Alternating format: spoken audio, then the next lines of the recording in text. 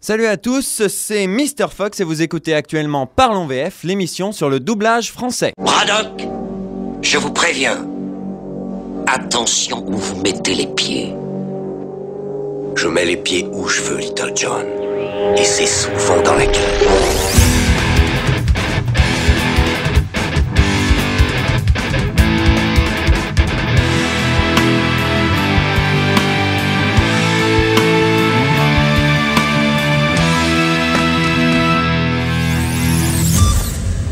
Alors Parlons VF, qu'est-ce que c'est? Peut-être vous posez-vous cette question, nouveaux auditeurs que vous êtes. Eh bien c'est une émission consacrée au doublage français. Ah, le doublage, un sujet très controversé et à l'origine de bien des disputes de couple, d'amis, de professionnels. Certains y voient un moyen de regarder un film plus sereinement, d'autres y voient une mascarade qui cache le jeu d'acteur véritable des comédiens originaux. Le but de cette émission n'est pas de dire qui a raison, qui a tort. Le but de cette émission, c'est de faire la part des choses entre les VF sont toutes nulles et les VF sont toutes bien. Il y a du bon, il y a du mauvais, comme dans le cinéma en fin de compte. Au cours de cette émission, nous allons aborder une œuvre, un film, un dessin animé, un jeu vidéo, quoi que ce soit. Nous vous dirons qui l'a traduit, puis qui a adapté les textes en français, qui a choisi et dirigé les comédiens avec plus ou moins de talent, qui sont les comédiens de l'ombre qui ont donné une voix française au personnage, et finalement vous aiguiller, la VF de cette œuvre vaut-elle le coup ou non? Vous avez compris le principe? Alors on commence tout de suite avec The Social Network, un film de David Fincher sorti en 2010, qui nous raconte l'histoire de Mark Zuckerberg, le créateur de Facebook, et l'histoire un petit peu de ce nouveau réseau social. Les gens aiment aller sur le net se regarder sur leurs amis. Alors pourquoi on créerait pas un site qui offrirait tout ça? Des amis, des photos, des profils. Je parle de prendre toute la vie sociale de l'université et de la mettre en ligne. Le site a enregistré 2000 connexions en l'espace de 2 heures. 22 000. 22 000 connexions. Cette idée pourrait bien valoir des millions de dollars. Des millions. Il a volé notre site. Ils disent qu'on a volé Facebook. Je sais ce que ça dit. Et c'est vrai? $1 million, c'est pas cool. Tu sais ce qui est cool? $1 milliard. Tu vas te faire éjecter. Ça grossit plus vite qu'on l'aurait imaginé. Comment ça? Je vais me faire éjecter? On le poursuit en justice. Qu'est-ce que je suis pressé de vous voir nous signer un chèque. Si vous étiez vraiment les inventeurs de Facebook, vous auriez inventé Facebook. T'as quelque chose à me dire en particulier? Tes actes pourraient avoir anéanti irrémédiablement tout mon travail. Tout notre travail. Ça te plaisait d'être un loser? T'as envie de revivre ça? Marc! La version française de ce film a été confiée au célèbre studio de Saint-Ouen, qui travaille avec Sony Pictures de façon régulière. En effet, il faut savoir que les distributeurs américains ont leurs petites habitudes. Ainsi, les studios de Saint-Ouen ont dirigé des doublages de Zombieland, par exemple, du film d'animation Tempête de boulettes géantes, du film 2012 de Roland Emmerich, ou encore de The Green Hornet, qui est sorti un peu après The Social Network. Parlons de l'adaptation. L'adaptation, c'est la traduction des textes, puis leur remaniement afin qu'ils correspondent aux lèvres des personnages. Qu'ils s'adaptent donc, d'où le terme adaptation. Celle de The Social Network a été confiée à Bob Yangassa, qui a déjà travaillé sur Zombieland.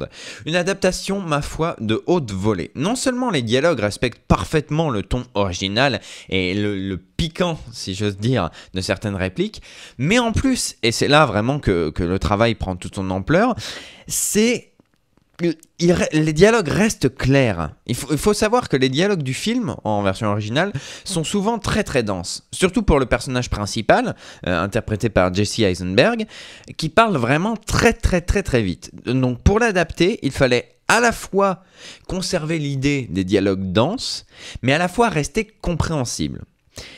Et je peux vous dire qu'en version originale sous-titrée, si vous n'avez pas des yeux ninja, il sera très difficile de suivre les dialogues de la première scène.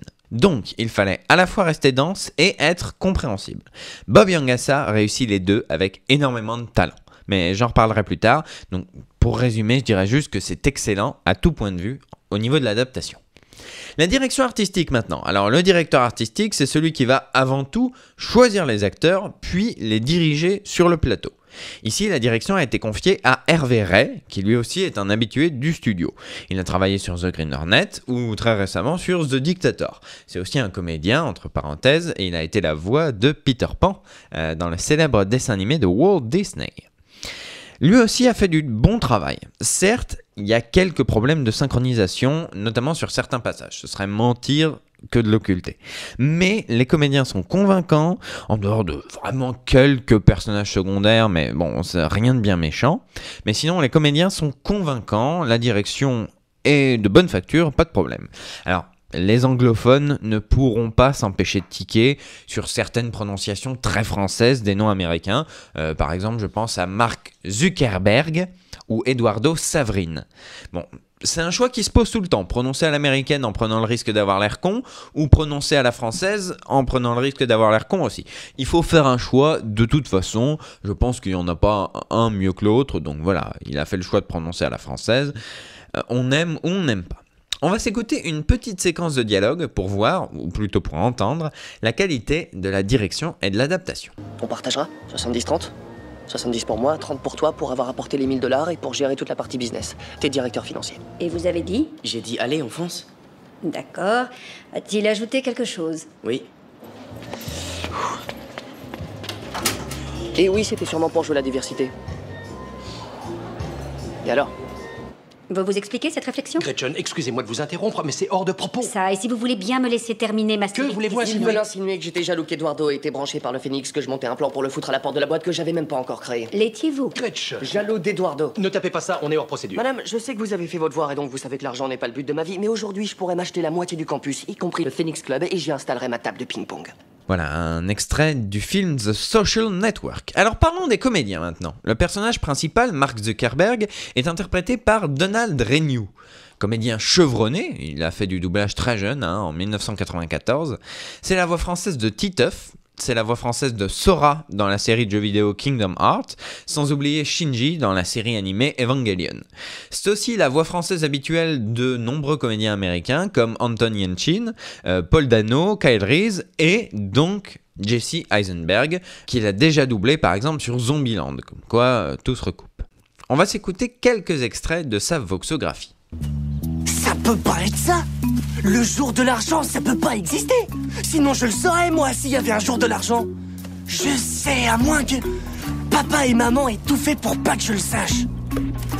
Je vais pas inviter à l'anniversaire de Nadia. Peut-être qu'elle t'a oublié. Mais c'est pas possible qu'elle m'ait oublié. Elle me voit tous les jours. Personne ne doit venir ici. Va-t'en tout de suite. Le soleil va se coucher. Va-t'en vite avant que la nuit tombe. Ils viennent d'allumer les lampes. Tu dois fuir. Ne t'en fais pas, je vais gagner du temps. Traverse la rivière. Voilà, donc on vient d'entendre quelques extraits de la voxographie de Donald Renew. Alors on a entendu Reese dans Malcolm, Titeuf dans le film donc éponyme, et Haku dans le film de Miyazaki, Le Voyage de Chihiro. Est-ce que Donald Renew est bon dans ce film? En voilà une bonne question. Eh bien, pour être honnête, j'ai l'impression que Donald Renew s'est surpassé sur ce rôle. Vraiment. Tenir le débit de parole de Jesse Eisenberg dans ce film, c'est très très loin d'être évident. Rester clair, compréhensible, tout en incarnant quand même le personnage, c'est vraiment un très très très gros défi. Et Donald Renew s'en sort vraiment avec les honneurs. À chaque fois que je vois le film, ça me sidère. Toujours juste, quasiment toujours synchro, toujours clair, donc en duo aussi avec l'adaptation excellente de Bob Yangassa. Donald Renew donne vraiment le meilleur de lui-même dans ce rôle, et c'est assez fantastique. Mais je vous laisse juger avec une courte scène du film. Tu te rends compte que tu as mis en danger toute l'entreprise? Tu te rends compte que tes actes auraient pu irrémédiablement anéantir tout mon travail? Tout notre travail. S'il y a plus d'argent, le site arrête de fonctionner. Ok, je vais dire la différence entre Facebook et ce que font les autres. On ne se crache jamais. Si les serveurs sont HS ne serait-ce qu'une journée, toute notre réputation sera définitivement détruite. Écoute, les utilisateurs sont volatiles, Friendster nous l'a prouvé. Même un nombre réduit de départs se répercuterait dans toute la base. Les utilisateurs sont interconnectés, c'est justement l'intérêt. Tous ces étudiants sont en ligne parce que leurs amis sont en ligne. Et si un domino tombe, les autres dominos tombent. Tu l'imprimes ça, je remettrai pas les pieds à ta soirée carrée de merde. Parlons maintenant de son collègue Eduardo Saverin, interprété par Andrew Garfield et doublé par Julien Boignic. Alors moins prolifique, mais non moins talentueux, il a été la voix française de Anakin Skywalker dans le premier film, Star Wars La Menace Fantôme. C'est également la voix de Dudley Dursley dans la série de films Harry Potter, ainsi que dans le très récent Hunger Games, la voix française du personnage masculin principal, Pita. Il n'est pas en terre inconnue avec Andrew Garfield, puisqu'il l'a déjà doublé dans le film Never Let Me Go.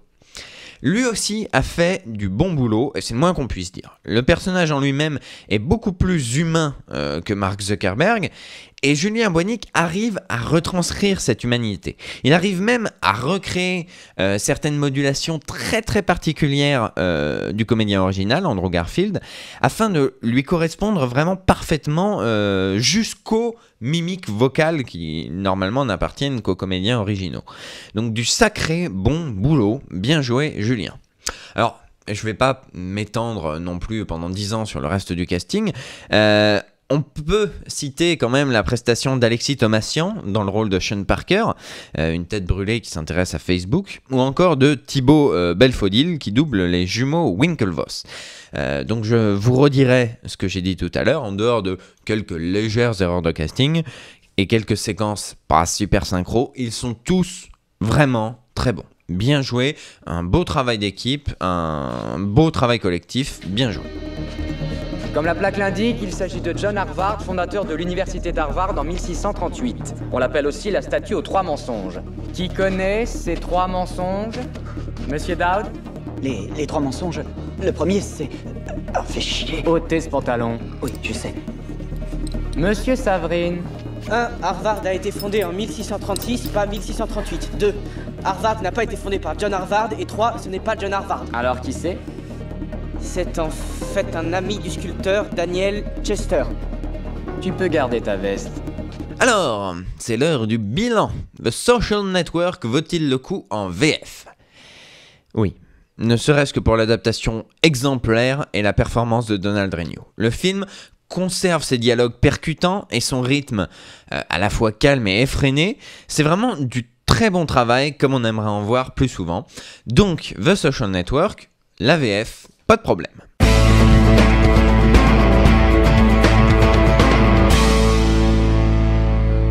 Voilà, je vous rappelle que mon avis n'est pas parole d'évangile et que c'est à vous de vous faire votre propre opinion en regardant les films en VF. Je vous rappelle également que vous pouvez télécharger les anciennes émissions, me poser des questions, proposer des sujets, etc. sur le Facebook de l'émission, justement on parlait de Facebook, donc facebook.com/parlonsvf. Quant à moi je vous dis à une prochaine fois, et surtout n'oubliez pas... Je mets les pieds où je veux, Little John, et c'est souvent dans la gueule.